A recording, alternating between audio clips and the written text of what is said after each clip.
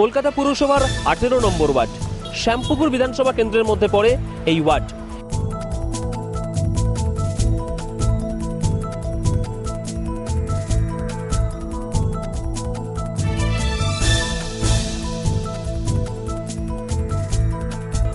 সৌন্দর্যায়নের কাজ কতটা হয়েছে এই ওয়ার্ডে?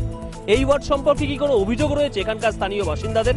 এই ওয়ার্ডকে আরো সুন্দর করে তুলতে কি করণীয়, কি বলছেন এখানকার সাধারণ মানুষ, শুনবো তাদের কথা। হ্যাঁ, এখন পরিষ্কার হয়েছে। প্রচুর ময়লা পড়ে থাকতো এখানে, সব বাড়ি থেকে নানা রকম প্লাস্টিক করে ওই সব আবর্জনাগুলো ফেলতো। খুব ভালো, খুব আগে থেকে খুব ভালো কাজ চলছে।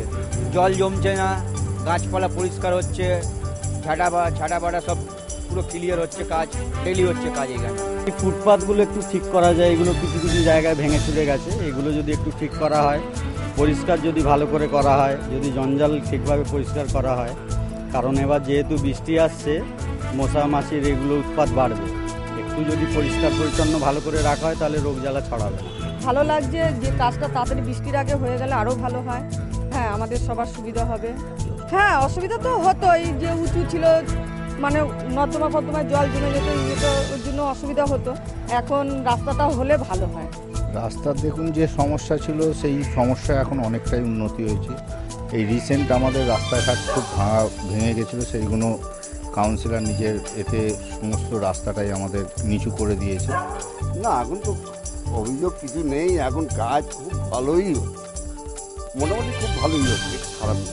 এখানটাও পরিষ্কার হোক, এখানকার মতন এখানটাও পরিষ্কার হোক, এবং এই অঞ্চলে যেরকম আরো চারদিকে সাজানো হয়েছে সেরকম এইখানটাও তৈরি হোক, এরকম আমরা এটা চাই।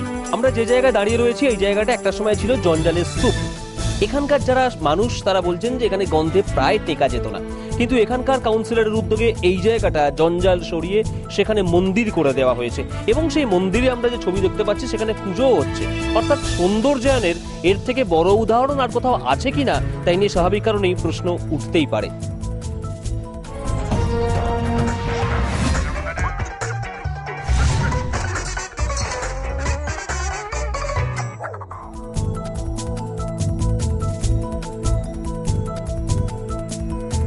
আমাদের সঙ্গে এই মুহূর্তে রয়েছেন কলকাতা পুরসভার 18 নম্বর ওয়ার্ডের কাউন্সিলর। আপনার ওয়ার্ডকে সুন্দর করে তোলার জন্য কি কি পদক্ষেপ আপনি গ্রহণ করেছেন?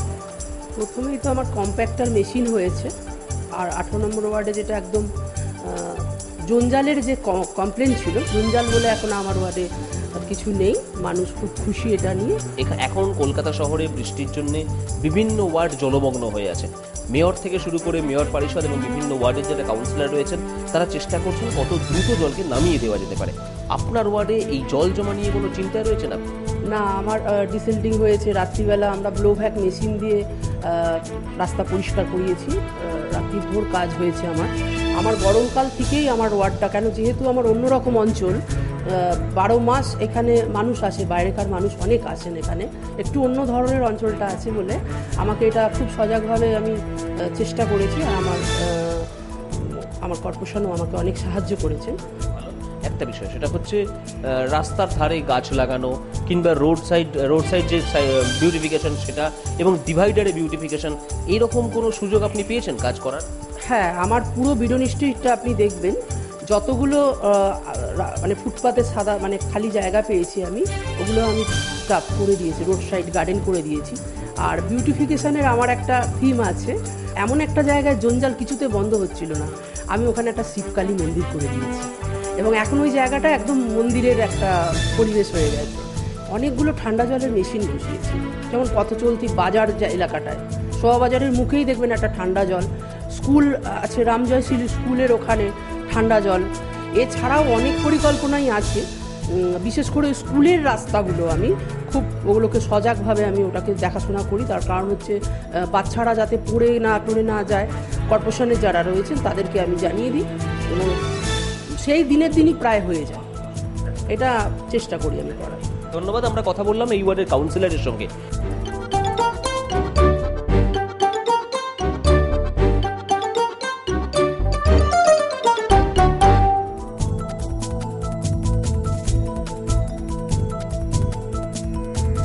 আমাদের সঙ্গে এই মুহূর্তে রয়েছেন রামজয়শীল শিশু পাঠশালা স্কুলের প্রধান শিক্ষিকা। যদি একদম প্রথমে যে বিষয়টা জিজ্ঞাসা করব, এই ওয়ার্ডে সৌন্দর্যায়নের কাজ যেটা হয়, রাস্তার যে সমস্যার অভিযোগ বিভিন্ন জায়গা থেকে আসে, আপনারা স্কুলে আসছেন, ছাত্রীরা স্কুলে আসছে, কোনো রকম কি কোনো সমস্যার মধ্যে পড়তে হচ্ছে? ইদানিংকালে আমাদের এই একদিনই খুব বৃষ্টিতে সামনে জল জমেছিল, কিন্তু এরপরে যে ধারাবাহিক বৃষ্টি হচ্ছে এখানে কিন্তু জল জমছে না। নিশ্চয়ই সেটা কাজ হয়েছে। এবং সেদিন যখন বৃষ্টি হয়েছিল আমরা এখানকার কাউন্সিলরের সঙ্গে যোগাযোগ করেছিলাম। উনি বলেছিলেন যে কিছুক্ষণের মধ্যে এটা ক্লিয়ার হয়ে যাবে। আমরা ফল পেয়েছিলাম। আমরা এই স্কুলটা ঠিক করে চালাবার জন্য ওনার সঙ্গে যোগাযোগ রেখেই চলি, কারণ যে এখানে যা সমস্যা হয় সেটা উনি সমাধান করার একটা চেষ্টা করেন। সেটা হচ্ছে শিশুদের মনোরঞ্জনের জন্য বিভিন্ন জায়গায় রাস্তার ধারে হোক কিংবা পার্কে হোক বিভিন্ন মূর্তি তৈরি করা হচ্ছে, একদিকে সৌন্দর্যায়ন হচ্ছে এবং শিশুদের মনোরঞ্জনও হচ্ছে। এই উদ্যোগটা আপনি কিভাবে দেখেন?